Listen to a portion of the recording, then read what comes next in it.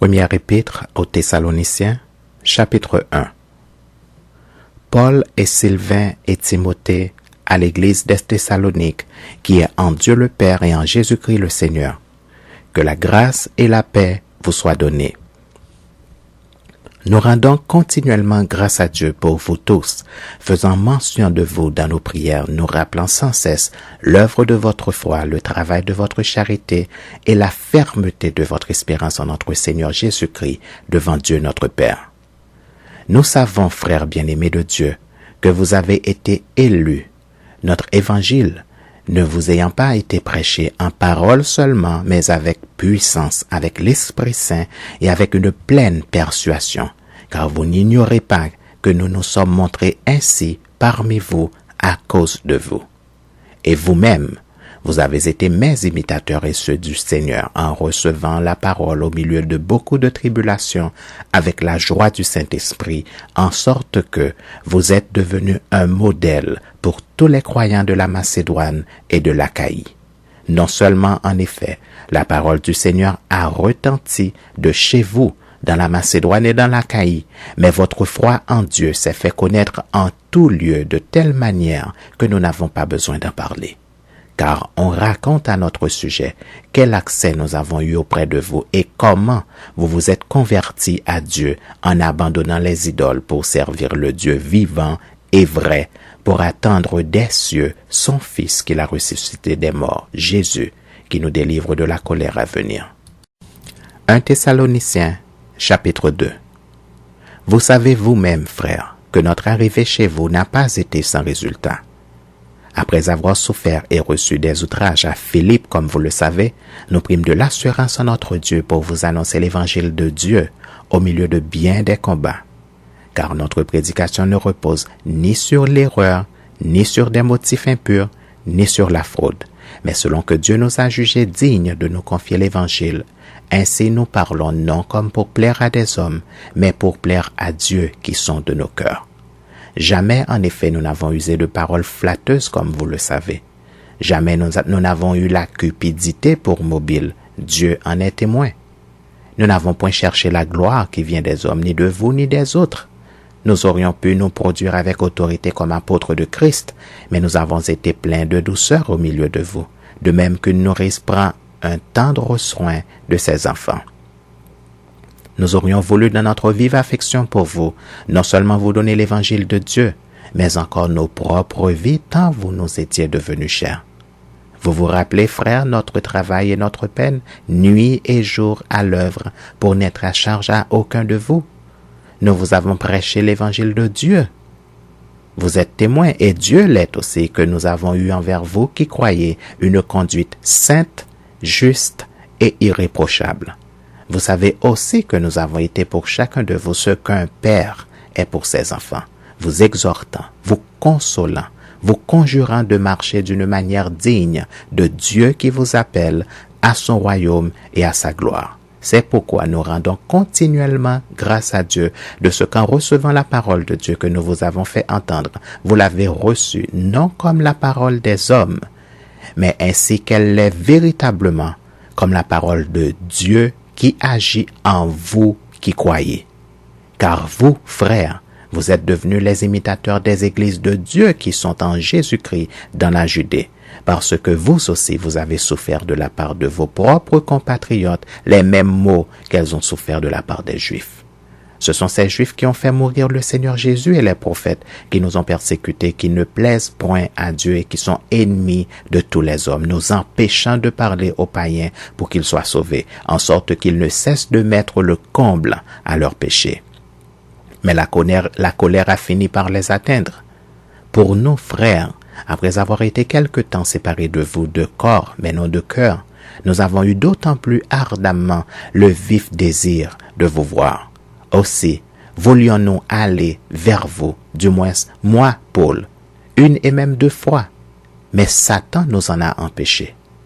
Qui est en effet notre espérance, ou notre joie, ou notre couronne de gloire? N'est-ce pas vous aussi devant notre Seigneur Jésus lors de son avènement? Oui, vous êtes notre gloire et notre joie. 1 Thessaloniciens, chapitre 3. C'est pourquoi, impatients que nous étions et nous décidant à rester seuls à Athènes, nous envoyâmes Timothée, notre frère, ministre de Dieu dans l'évangile de Christ, pour vous affermir et vous exhorter au sujet de votre foi, afin que personne ne fût ébranlé au milieu des tribulations présentes, car vous savez vous-même que nous sommes destinés à cela. Et lorsque nous étions auprès de vous, nous vous annoncions d'avance que nous serions exposés à des tribulations comme cela est arrivé, comme vous le savez. Ainsi, dans mon impatience, j'envoyais m'informer de votre foi dans la crainte que le tentateur ne vous eût tenté et que nous n'eussions travaillé en vain. Mais Timothée, récemment arrivé ici de chez vous, nous a donné de bonnes nouvelles de votre foi et de votre charité, et nous a dit que vous avez toujours de nous un bon souvenir, désirant nous voir comme nous désirons aussi vous voir. En conséquence, frères, au milieu de toutes nos calamités et de nos tribulations, nous avons été consolés à votre sujet à cause de votre foi. Car maintenant nous vivons puisque vous demeurez fermes dans le Seigneur. Quelles actions de grâce, en effet, nous pouvons rendre à Dieu à votre sujet pour toute la joie que nous éprouvons à cause de vous devant notre Dieu. Nuit et jour, nous le prions avec une extrême ardeur de nous permettre de vous voir et de compléter ce qui manque à votre foi. Que Dieu lui-même, notre Père et notre Seigneur Jésus, aplanisse notre route pour que nous allions à vous. Que le Seigneur augmente de plus en plus parmi vous et à l'égard de tous cette charité que nous avons nous-mêmes pour vous, afin d'affermir vos cœurs, pour qu'ils soient irréprochables dans la sainteté devant Dieu notre Père lors de l'avènement de notre Seigneur Jésus avec tous ses saints. 1 Thessaloniciens, chapitre 4. Au reste, frères, puisque vous avez appris de nous comment vous devez vous conduire et plaire à Dieu, et que c'est là ce que vous faites, nous vous prions et nous vous conjurons au nom du Seigneur Jésus de marcher à cet égard de progrès en progrès. Vous savez en effet quels préceptes nous vous avons donnés de la part du Seigneur Jésus. Ce que Dieu veut, c'est votre sanctification. C'est que vous vous absteniez de l'impudicité. C'est que chacun de vous sache posséder son corps dans la sainteté et l'honnêteté, sans vous livrer à une convoitise passionnée comme font les païens qui ne connaissent pas Dieu. C'est que personne n'use envers son frère de fraude et de cupidité dans les affaires, parce que le Seigneur tire vengeance de toutes ces choses, comme nous vous l'avons déjà dit et attesté, car Dieu ne nous a pas appelés à l'impureté, mais à la sanctification. Celui donc qui rejette ses préceptes ne rejette pas un homme, mais Dieu qui vous a aussi donné son Saint-Esprit. Pour ce qui est de l'amour fraternel, vous n'avez pas besoin qu'on vous en écrive, car vous avez vous-même appris de Dieu à vous aimer les uns les autres. Et c'est aussi ce que vous faites envers tous les frères dans la Macédoine entière.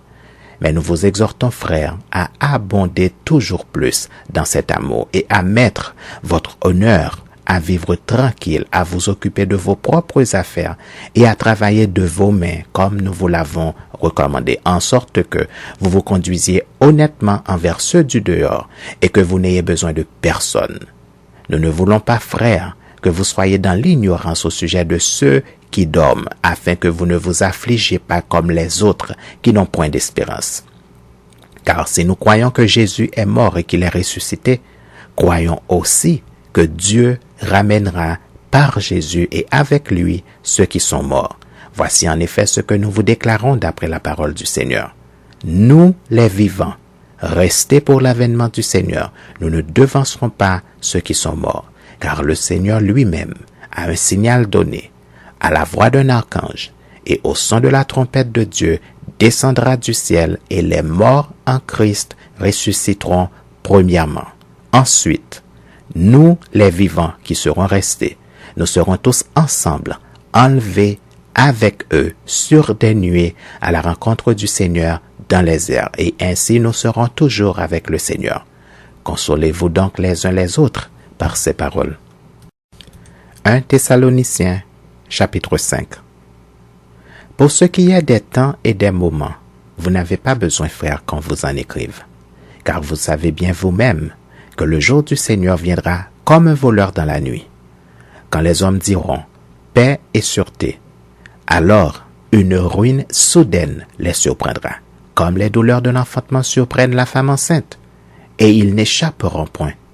Mais vous, frères, vous n'êtes pas dans les ténèbres pour que ce jour vous surprenne comme un voleur. Vous êtes tous des enfants de la lumière et des enfants du jour. Nous ne sommes point de la nuit ni des ténèbres. Ne dormons donc point comme les autres, mais veillons et soyons sobres. Car ceux qui dorment, dorment la nuit, et ceux qui s'énivrent, s'énivrent la nuit. Mais nous qui sommes du jour, soyons sobres, ayant revêtu la cuirasse de la foi et de la charité, et ayant pour casque l'espérance du salut, car Dieu ne nous a pas destinés à la colère, mais à l'acquisition du salut par notre Seigneur Jésus-Christ qui est mort pour nous, afin que, soit que nous veillions, soit que nous dormions, nous vivions ensemble avec lui. C'est pourquoi, exhortez-vous réciproquement et édifiez-vous les uns les autres comme en réalité vous le faites. Nous vous prions, frères, d'avoir de la considération pour ceux qui travaillent parmi vous, qui vous dirigent dans le Seigneur et qui vous exhortent. Ayez pour eux beaucoup d'affection à cause de leur œuvre. Soyez en paix entre vous. Nous vous prions aussi, frères, avertissez ceux qui vivent dans le désordre. Consolez ceux qui sont abattus, supportez les faibles, usez de patience envers tous. Prenez garde que personne ne rende à autrui le mal pour le mal, mais poursuivez toujours le bien, soit entre vous, soit envers tous. Soyez toujours heureux, priez sans cesse, rendez grâce en toutes choses, car c'est à votre égard la volonté de Dieu en Jésus-Christ. N'éteignez pas l'esprit, ne méprisez pas les prophéties, mais examinez toutes choses, retenez ce qui est bon, abstenez-vous de toute espèce de mal, que le Dieu de paix vous sanctifie lui-même tout entier, et que tout votre être, l'esprit, l'âme et le corps soient conservés irrépréhensibles lors de l'avènement de notre Seigneur Jésus-Christ. Celui qui vous a appelé est fidèle, et c'est lui qui le fera. Frères, priez pour nous. Saluez tous les frères par un saint baiser. Je vous en conjure par le Seigneur que cette lettre soit lue à tous les frères. Que la grâce de notre Seigneur Jésus-Christ soit avec vous.